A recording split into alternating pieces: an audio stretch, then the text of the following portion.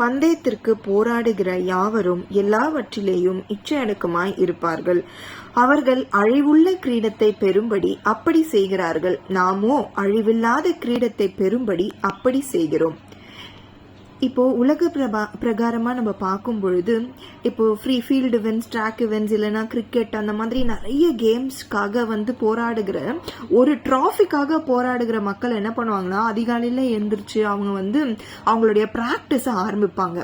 அது ஒரு நாள் முந்தின நாள் ராத்திரி பிராக்டிஸ் பண்ணிட்டு மறுநாள் அவங்க கப்பு ஜெயிக்கிற மாதிரி கிடையாது இல்லையா.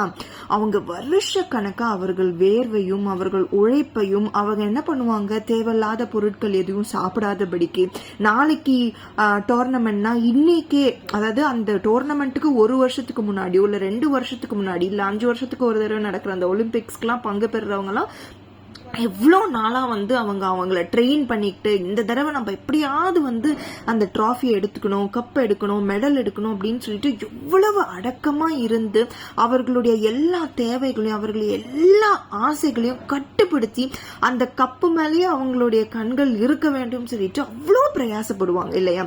உலக பிரகாரமா இருக்கிற அந்த சாதாரண மெடலுக்கோ இந்த சாதாரண ட்ரோஃபிக்கோ ஒரு சாதாரணமான ஒரு பொருளுக்கோ அவர்கள் இவ்வளவு பிரயாசப்படும் பொழுது, அழிகிறதான ஒரு பொருளுக்கே அவங்க இவ்வளோ எஃபர்ட்ஸ் போடும் பொழுது, அழிவில்லாத அந்த நித்திய ஜீவனை பெறுவதற்காக நம்ம எவ்வளவு பிரயாசப்படணும் இல்லையா. நம்ம பிறந்தது முதலிருந்து நம்மளுடைய கவுண்ட் டவுன் ஸ்டார்ட் ஆகிறது இல்லையா.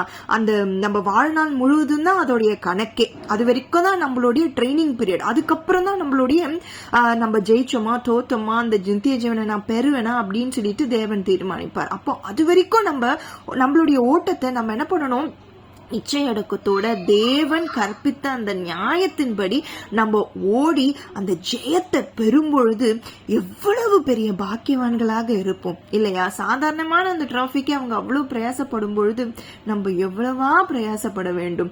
அது இல்லாம நான் இன்னைக்கு நல்லவளா இருந்துட்டேன், ஏன் இன்னைக்கு எனக்கு இவ்வளவு சோதனை வந்துச்சு, நம்ம தேவனை பழித்துட்டோம்னா அப்ப அதுக்கு பயன் என்ன, அதோடைய நிச்சயம் என்ன இல்லையா.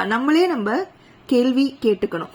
அப்போ இந்த அழிவில்லாத கிரீடத்தை பெறுகிறதுக்கு நம்ம இந்த நிமிஷம் நான் திருந்தி இதுக்கப்புறம் நடக்கிற அந்த வாழ்நாள் முழுவதும் தேவனுக்கு உண்மையா இருப்போமே, ஆனால் நான் நித்திய ஜீவனை நிச்சயமா சுதந்திரிப்பேன். ஆமென். மாரநாதா.